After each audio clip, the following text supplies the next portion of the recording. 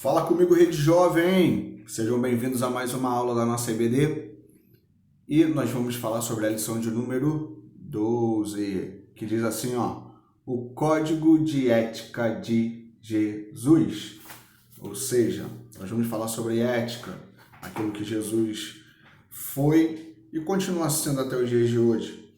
E no texto diz lá em Mateus capítulo 7, versículo 12, diz assim, portanto, tudo que vós quereis que os homens vos façam, fazei-lo também vós, porque esta é a lei e os profetas. Mateus 7,12. E a síntese diz assim, ser cristão é assumir a radicalidade do discurso de Jesus para si em primeiro lugar. Falando aqui da lição de número 12, antes, queria agradecer a presença de vocês que estão aqui comigo, Vamos ver se vocês se lembram aí, Ah, garoto, olha aí o quadro aí. Muito obrigado. Eu e Tia Cassia agradecemos. Sejam bem-vindos aqui ao meu escritório. E a gente vai falar da radicalidade. Que isso, meu irmão? Ser radical, não. É cumprir Jesus na sua radicalidade. Ou seja, é assumir aquele papel do cristianismo, do discurso de Jesus em sua radicalidade. Como assim? A lição de número 12 vai falar de ética. E Jesus ele sempre foi muito ético, sempre bateu de frente com o sistema, mas sem desrespeitar as leis. Jesus ele sempre falava de maneira simples e clara para que todos entendessem e sempre pregava o amor, pregava a justiça, pregava sermos verdadeiramente racionais. Então, é o que eu te falo. Mateus capítulo 6, do verso 1 ao 8, do 14 ao 18, é o nosso texto bíblico. Pegou aí? Focou? Então vamos ler junto? Diz assim, na sala a gente sempre pedia para cada um ler um, né? Mas aqui eu vou ler tudo por quê? Não dá pra gente ler todo mundo junto. Um de cada vez aí, eu vou ficar esperando aqui. Não, vou ler tudo e você lê aí comigo, acompanhe. Mateus 6,1. Guardai-vos de fazer a vossa esmola diante dos homens, para serdes vistos por eles. Aliás, não tereis galardão junto do vosso Pai, que está nos céus. 2. Quando, pois, deres esmola, não faças tocar trombeta diante de ti, como fazem os hipócritas nas sinagogas e nas ruas, para serem glorificados pelos homens. Em verdade vos digo que já receberam o seu galardão. 3. Mas quando tu deres esmola, não saiba a tua mão esquerda o que faz a tua direita. 4. Para que a tua esmola seja dada ocultamente a teu Pai, que vê em secreto, te recompensará publicamente. 5. E quando orares, não seja como os hipócritas, pois se comprazem em orar em pé, nas sinagogas e às esquinas das ruas, para serem vistos pelos homens, em verdade vos digo que já receberam o seu galardão. Mas tu, quando orares, olha aí, entra no teu aposento, ou entra no teu quarto, e fechando a tua porta, ora teu Pai que vê o que está oculto, e teu Pai que o vê o que está oculto te recompensará. E orando, não useis de vãs repetições, como os gentios que pensam que por muito falarem serão ouvidos. Não vos assemelheis, pois, a eles, porque o vosso Pai sabe o que vos é necessário, antes de vós lhe pedirdes. 14. Porque se perdoardes aos homens as suas ofensas, também vosso Pai Celestial vos perdoará a vós. Se, porém, não perdoardes aos homens as suas ofensas, também vossos pais não vos perdoará as vossas ofensas. E quando jejuardes, não vos mostreis contristados como os hipócritas, porque desfiguram os seus rostos, para que aos homens pareça que jejuam. Em verdade vos digo que já receberam o seu galardão. Porém tu, quando jejuares, unge a cabeça e lava o rosto, para não pareceres aos homens que jejua, mas sim a teu Pai que está em oculto, e teu Pai que vê o que está oculto te recompensará. A introdução da lição vai dizer assim, é um consenso entre os especialistas que temos em Mateus 5, 7. o cerne da mensagem, Mateus capítulo 5 a Mateus capítulo 7. O cerne da mensagem de Jesus à humanidade. O Sermão da Montanha pode ser definido como a síntese da teologia prática cristã, de modo absolutamente claro.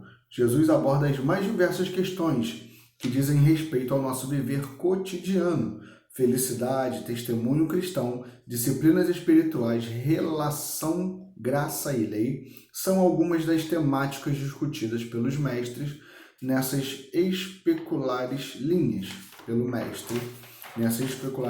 ou seja, no tópico 1 vai falar de esmolas, oração e jejum, né? Vai falar da nossa vida devocional a Deus, vai falar do cuidado para não sermos enganados pela maldade de nosso próprio coração e os riscos da espetacularização da fé. Ou seja, o nosso devocional é aquilo que você faz para o seu alimento próprio, sabe? Aquela questão do entrar no seu quarto e orar, é a questão de você se alimentar da palavra de Deus. É a questão de você se derramar diante dele e não se derramar na presença dos homens. Não convém que nós venhamos a ficar como ele vai dizer lá no texto que nós lemos, como aqueles hipócritas, fariseus, que ficavam indo para o monte e falavam para todo mundo. Ou a gente está num momento aí de vírus, pandemia e por aí vai. Então a gente tem os nossos propósitos pessoais, né? A gente tem o nosso jejum, a gente tem a nossa oração, mas eu não preciso andar com uma plaquinha no meu peito escrita assim: eu estou em jejum pela minha nação. Não. Faça o seu jejum e aquele que está em oculto vai abençoar as nações. Faça a tua oração no teu quarto, porque o Senhor vai trazer resposta para aquilo que você necessita. Clame a Deus pela cura, que Deus vai curar você. Estou tentando achar aqui um ângulo que a luz não fique muito forte. Está refletindo lá no quadro, né? Tô chegando lá. Então a gente vai ver uma questão em que Jesus ele vai nos ensinar isso. Por isso que as pessoas colocam tanto crédito assim no Sermão da Montanha, com razão. Sabe por quê? Ali as palavras de Jesus vai certeira. Fala de todas as coisas com propriedade. E se nós temos que ser imitador de alguém, que seja de Cristo, que é o maior exemplo. Amém? O segundo tópico, cuidado para não sermos enganados pela maldade do nosso próprio coração. A Bíblia vai dizer que o nosso coração ele é enganoso. E a gente não pode ficar alimentando com aquilo que não vem do Senhor. Se você quer alimentar com alguma coisa, alimente com a palavra de Deus. Quem vive alimentando suas arrogâncias nunca estará próximo do Criador. Não alimente a sua arrogância. Seja humilde. Comece a modificar o teu pensamento. Comece a se alegrar no Senhor em todo o tempo. É por isso que ele vai dizer assim, o choro ele pode até durar uma noite, mas a alegria virá ao amanhecer.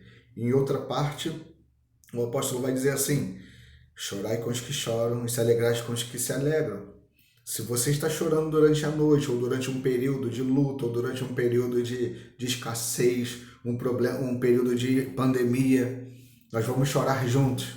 Mas tenha certeza que quando o luto passar, que a cura chegar, que a vitória vier, nós vamos nos alegrar juntos. Então não seja um alimentador das suas arrogâncias, mas seja humilde para reconhecer quem nós verdadeiramente somos. Lute contra o seu próprio orgulho, contra o seu próprio eu. E o risco das espetacularização da fé, sabe? É um espetáculo. Não faça. Por isso que ele vai dizer assim, o que a sua mão direita faz, a esquerda não saiba. Deixa ela lá atrás. A oferta que você dá com a sua mão esquerda, a direita não fique sabendo. Entende?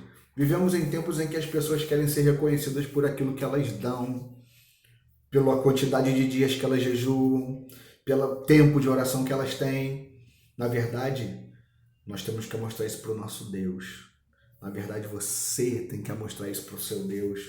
Nós temos que mostrar isso para aquele que é digno de honra e de glória. Não glorifique os homens, glorifique a Deus. a palavra já vai ser bem certa, dai a César o que é de César e a Deus o que é de Deus. O nosso reino, o reino de Deus, não é terreno, não é palpável, não é concreto. Aquilo que nós temos que fornecer ao Senhor está aqui dentro. O meu reino não é nem comida e nem bebida, ou seja, não é isso aqui.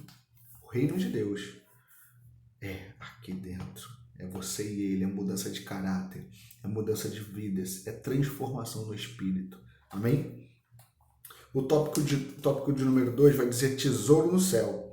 Que tesouro é esse? Onde juntar tesouro? E o que nós queremos, a palavra de Deus vai nos dizer, se tem um lugar que nós precisamos juntar tesouros, é lá em cima, onde nem a traça, nem a ferrugem corrói. Então, queridos, sejam abençoadores. A palavra sempre vai dizer, eu sempre vivo falando isso, é dando que se recebe. Ajude, contribua na tua igreja, na tua escola, naquilo que alguém que está pedindo algo, contribua, abençoe mesmo, mas sem a intenção de receber, porque quanto mais eu abençoo, mais eu sou abençoado. Quanto mais você abençoa, mais você é abençoado. Então, fique com essa lição. Jesus tinha um código de ética, sabe? E Jesus nunca precisou humilhar ninguém, pelo contrário. Jesus sempre mostrava o caminho da verdade. Lembra do jovem rico? Cheio de propriedade, cheio de bens, devia ter uma bela de uma herança, uma família maravilhosa. Mas ele pergunta a Jesus, né? Ele vai fazer uma pergunta para Jesus. O que eu faço, Senhor? O que eu faço? Aí Jesus fala assim, cumpri as minhas leis, mas eu já cumpro de A a Z. Já li, reli, sou o cara nas leis, cumpro todas. Aí Jesus vai trazer o reino dos céus para ele. Agora, meu filho, deixa tudo e me segue. Pesado, né? Você tem que deixar aquilo que você ama, aquilo que você conquistou, aquilo que você trabalhou. Sabe, quando você está com aquele tênis maravilhoso no teu pé, relógio no pulso, uma camisa legal, e alguém chega assim, poxa, eu não tenho tênis. E você vai fazer o que? E aí? Mas eu tenho 2, 3 pares. Só que naquele momento você está com aquele, filézão. É hora de você tirar do teu pé e dar. Mas essa camisa, eu tô com frio, tem um casaco. Tira o casaco e dá. Abençoa o teu irmão. Você vai ver o que Deus vai fazer e prover na tua vida. Sabe? Estou falando aqui, mas muita gente vai dizer assim, falar é fácil. Não, nós temos que viver o que nós pregamos. Eu tenho um testemunho sobre isso, né? Uma ocasião, havia um jovem que ele estava... A gente via, era notório o que a gente presenciava, assim, que ele ia com a mesma camisa para a igreja sempre, o jeito dele humilde, meio envergonhado.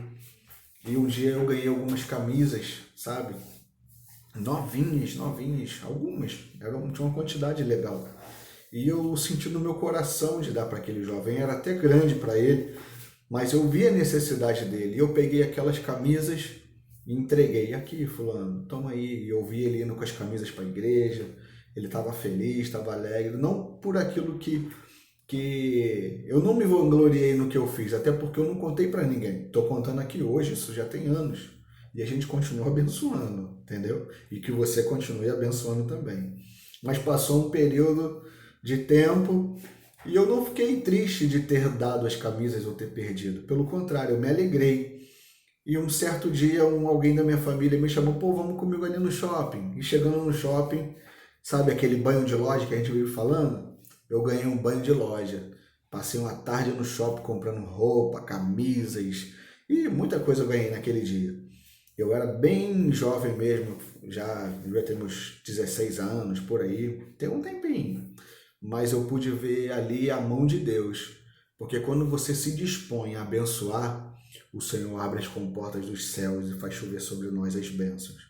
Então seja ético naquilo que você faz, seja ético na sua oração, seja ético no seu clamor, seja ético no seu jejum. Você não precisa ficar falando para A ou para B o que você fez ou deixou de fazer.